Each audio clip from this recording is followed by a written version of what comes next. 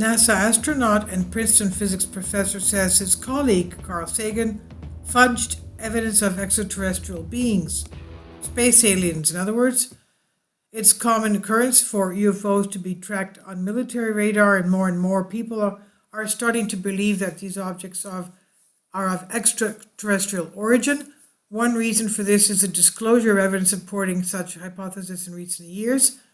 And if you want to see a fraction of that evidence, you can check out the article on pertaining military radar linked, and you can visit the exopolitics section there, the link here. Now, if you really want to go in depth and read some proper studies on the topic, you can check out Richard Dolan's books. They're a great place to start. He's a brilliant academic and one of the world's leading researchers on the topics of UFOs. Apart from the congressional hearings on the subject and the fairly recent citizen hearings that took place along with the release of official documentation, there's been a surge in people believing that ETs are real because of the work of scholars like Dr. Brian OLeary. Brian was a close colleague of Carl Sagan, who recruited him to teach at Cornell University in upstate New York in the late 1960s, where he researched and lectured in the Department of Astronomy and Physics.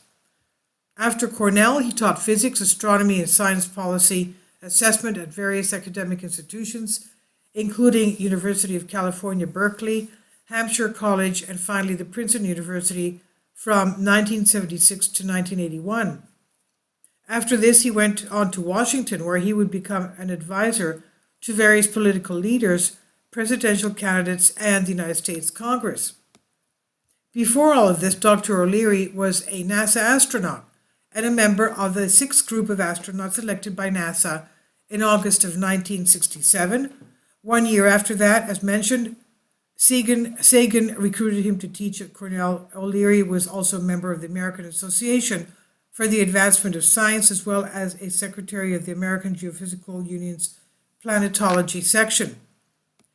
Furthermore, he was the team leader of the Asteroidal Research Group for NASA's Ames Summer Study on Space Settlements. He was a founding board member of the International Association for New Science, as well as founding president of the New Energy Movement. Quote, Carl Sagan called me from Cornell and asked me to join the faculty. I accepted the offer and spent many years at Cornell in the astronomy department, planetary science department, and I became very creative in research then, but still within the bounds of Western science, but in the planetary exploration program. That was for a period of about a decade, he said. And as you can see, his resume is more than extensive, and OLeary is just one out of hundreds of people with this type of a distinguished background to blow the lid on the extraterrestrial phenomenon. And there's a video here that the writer used. He says, I used the video in a lot of my extraterrestrial UFO research articles, and I apologize to our regular readers, but I feel it's always useful to share with readers who have yet to come across it. The clip taken from Thrive documentary, which if you haven't seen it, I highly recommend it, he says. Brian passed away shortly after the video was taken. Apparently it happened shortly after having a heart attack and a diagnosis of intestinal cancer. This is what he said Carl Sagan did. He had some interesting things to say during the live interview with Kerry Cassidy of Project Camelot. OLeary and Sagan were close for a number of years, but had a little bit of a falling out when OLeary decided to leave Cornell. And in the interview, he remarked, it was one very cold, snowy day in May. I landed in Syracuse, and there was a horizontal blizzard in May, and I said, that's it for upstate New York. And, you can get very cold there. It's in the snow belt. Now, Carl thought that was very frivolous because, of course, he was kind of an empire-building kind of guy, and he also had a huge ego. After he left, OLeary started to examine some of Carl's work. He said that the famous face in Cydonia on Mars, photographed by Viking in 1975, this enormous formation about a mile across resembled a human face and created a major buzz at the time, was tampered with by Sagan before being released to the public, OLeary said. Let's remember that the face on Mars, as we say here, is right next to the pyramids. And I want to refer again to the Emerald Tablets written by Thoth the Atlantean, One of the things he says there, besides describing the tremendous amount of advanced technology that they had, is that one of the generals was exiled to Mars, and that the top general was he was there with his entourage, and the top general was buried under a face on Mars, and the rest of his entourage generals were buried under pyramids in the same area. So could this be the face in the pyramids of Sidonia? And why did they have a face? Because they knew that people would be people, that is, Atlanteans, traversing the skies, would be able to see the face on Mars and know that top general that was exiled there was buried there. Of course, at that time, Mars was not the barren planet it is today. It had living conditions for humans. So that was what was in the Emerald Tablets, and I have a playlist for the Emerald Tablets for you to watch. It's tremendous. You should be knowledgeable about what is on there, the type of technology that the Atlanteans had, pre-flood technology. Now, going back to this, at this time, Sagan and OLeary were arguably the world's two leading experts on Mars, and they entered into many disagreements over that face.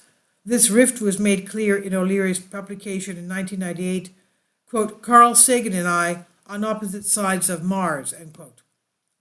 It can be found in the case for the face. Scientists examine the evidence for our alien artifacts on Mars.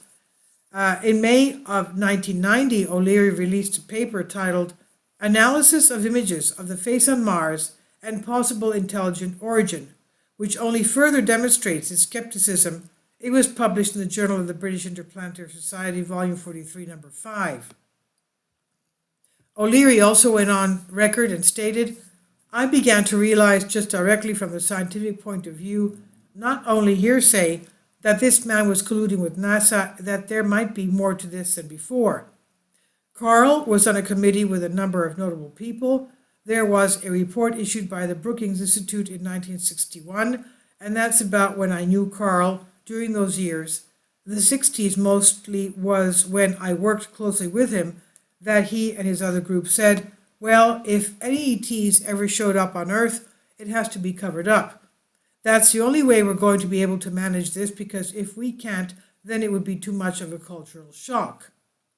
Quite a shocking statement from someone of Brian's stature, isn't it? In the interview, he goes on to say that Carl and his colleagues recommended that the government cover up the UFO phenomenon, and that he believes this provided justification for the ongoing cover-up. It's important to note that this does not make Sagan a bad guy. He was clearly the opposite of that, and his love for science and educating humanity was quite clear. If he was in favor of covering it up, if he did know about it, there's a very good chance it was done for what they perceived to be good reasons. Sure, there might be some corporate reasons and some others not so pleasant reasons to cover up remains today, but it's plausible to assume that in the beginning perhaps there was no ill intent. Quote, behind the science, high-ranking Air Force officers are soberly concerned about UFOs, but through official secrecy and ridicule, many citizens are led to believe the unknown flying objects are nonsense, former head of CIA Roscoe Hillenkotter, 1960, said. Interesting quotes about UFOs. Please keep in mind the documentation regarding this phenomenon can be found from links that were mentioned in the very first paragraph of the article. Everything is in a process of investigation, both in the United States and in Spain, as well as the rest of the world. The nations of the world are currently working together in the investigation of the UFO phenomenon. There's an international exchange of data. This is what General Carlos Castro Cavero, 1976, said, from UFOs and National Security State, Volume 2, written by Richard Dolan. There is a serious possibility that we are being visited and have been visited for many years by people from outer space, by other civilizations. Who are they? Where are they from? And what they want should be the subject of rigorous scientific investigation and not be the subject of rubbishing by tabloid newspapers. This is what Lord Admiral Hill Norton, former Chief of Defence Staff, 5-star General of the Royal Navy, Chairman of the NATO Military Committee, said. And there's another way whether it's wormholes or warping space theory, there's got to be a way to generate energy so that you can pull it out of the vacuum. And the fact that they're here, the ETs that is, shows us that they found a way. This is what Jack Kasher, PhD Professor Emeritus of Physics, University of Nebraska, said. This thing has gotten so highly classified, it's just impossible to get anything on it. I have no idea who controls the flow of need to know because, frankly, I was told in such an emphatic way that it was none of my business that I've never tried to make it to be my business since. I have been interested in the subject for a long time, and I do know that whatever the Air Force has on the subject is going to remain highly classified. This is what Senator Barry Goldwater said. Yes, it's both. It's both literal and physically happening to a degree, and it's also some kind of psychological, spiritual experience occurring and originating perhaps in another dimension.